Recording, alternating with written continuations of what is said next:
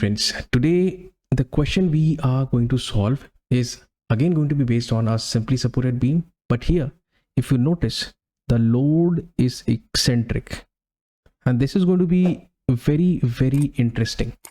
The previous example that we did was a case of a simply supported beam where the load was central. That means it was at equal distances from either ends or either supports. Here it is slightly different. How to tackle such questions? And can we get the same result that we got in example 2? That means simply supported beam with central load. All of this and much more coming up in today's session. So welcome to my class. This is going to be very interesting. Let's get going. Let's start with the mathematics of all of this. Here we go. So we've got a simply supported beam, as you can see. The supports are at the two ends A and at B. Wonderful. And let's say the point where the load is acting, let's represent it by point C. Let me make these lines for my own reference. This is going to be helpful for me. And there you go. Okay. Now what? Look, the first thing that immediately comes to my attention is calculating the reactions. Let's say at A it is RA, at B it is RB. Once we get those values, we are going to update the figure. What do you do for reactions? Sir, we are going to go for summation Fy is equal to 0. Okay. And if you notice, these two forces are upwards. This is downwards. Therefore, Ra plus Rb minus W is going to be equal to 0. Ra plus Rb is equal to W. This is, let's say, our equation number 1. The second equation that we need to work out can be done from your moment equation. Moment, let's say we take the moment about point A equal to 0. Since the beam is in equilibrium, you can do that. Again, there are going to be two forces coming into the picture. This W Newton force about point A will create a clockwise moment, whereas this RB will create an anti-clockwise moment. W into A clockwise, therefore minus W A. Secondly, RB multiplied by this L plus RB multiplied by L. So that's our equation, and from here you can straight away calculate the value of RB is equal to WA over L. And please notice, in RB we have got this term A, therefore in RA we are going to get this term B. You'll see that. Now we are going to plug in the value of RB which is WA over L into this equation over here. Okay, let's do it quickly. So RA essentially will be equal to W minus RB. So W minus WA over L. W, take it as common. What is going to be next? L minus A over L. So this becomes very simple. This L minus A is nothing but L minus A will be equal to B. This can be clearly observed. WB over L. Therefore, RA is equal to WB over L. Now, wonderful. We've got these two values. Amazing. Let me just update the figure. RA is equal to WB over L. WB over L, whereas RB is equal to WA over L. Okay. Now, I forgot to tell you, this is a case of simply supported beam with eccentric loading. However, what you wish to work out is the deflection at this point C, or deflection under this load W. That is going to be our objective, right? So far so good. Let's proceed now. Okay, one part of the question is over, where we just found out the reactions at the end supports. Wonderful. In the second part, we are going to consider portions. Now, since we are using the Castigliano's theorem, this is entire series based on Castigliano's theorem. So you first of all need to work out the strain energy. Strain energy of the beam is going to be equal to strain energy in this portion AC of the beam and then in portion CB of the beam.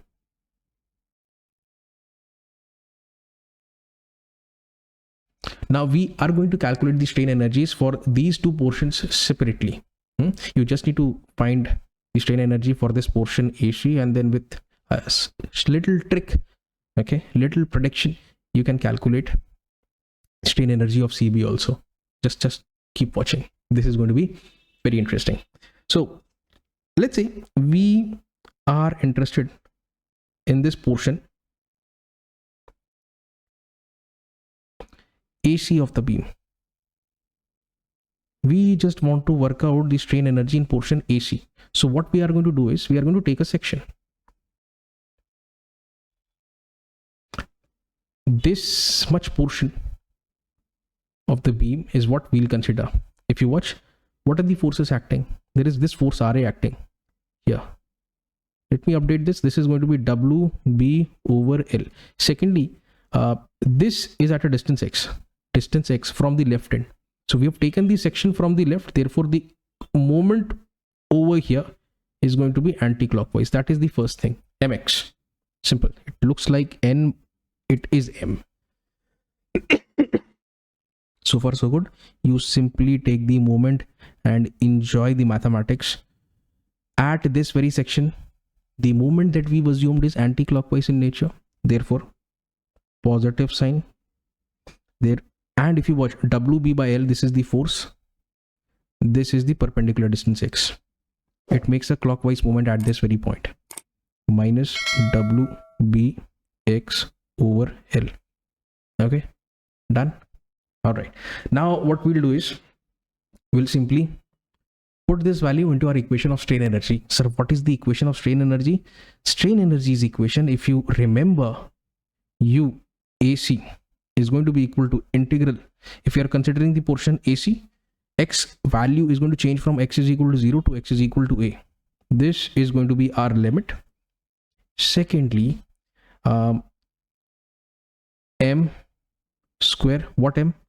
Moment in between section AC, m square dx over 2 EI.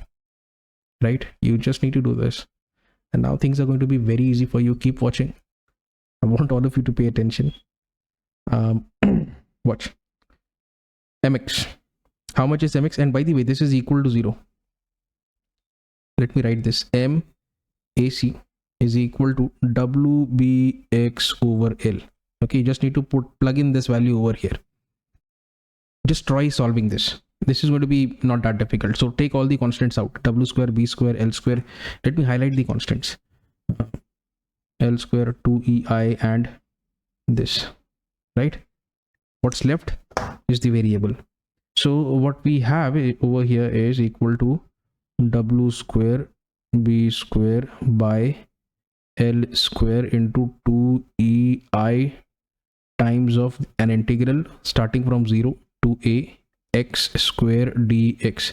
Now I am sure you know, guys know very well, this integral is nothing but x cube over 3, and when you plug in the limits from 0 to a, you are going to get this value of a cube over 3. It is that simple, right?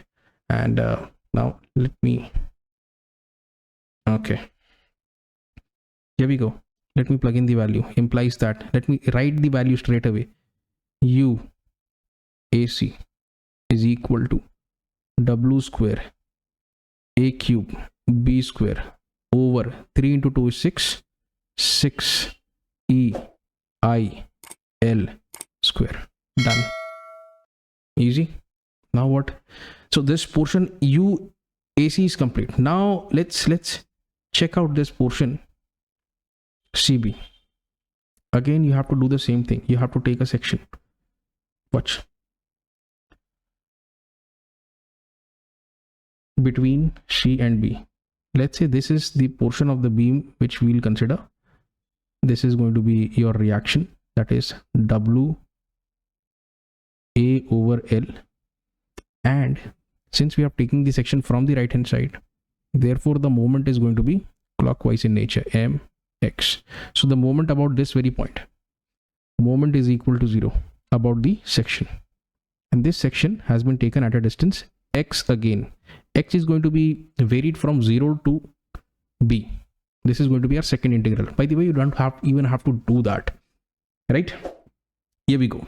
So clockwise, therefore sir, it is going to be negative. Secondly, again it is a case of sagging. Okay, even hogging, sagging, forget about it. Clock, anti-clock, remember this is going to make WA by L into X will give you an anti-clockwise moment, plus WA X over L is equal to 0. So you must observe a very interesting thing over here, implies that M for portion CB is equal to WA X over L. Notice, please notice similarity. Here the result was, this was our result. Here the result is,